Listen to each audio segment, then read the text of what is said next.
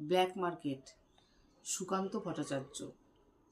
হাত করে মহাজন, হাত করে জোরদার, ব্ল্যাক মার্কেট করে ধনীরাম পোদ্দার।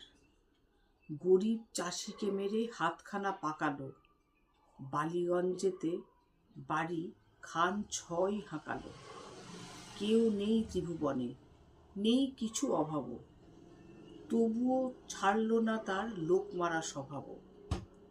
একা থাকে তাই হরিচাকরটার রক্ষী, ত্রিসীমানা মারায় না তাই কাকপক্ষী।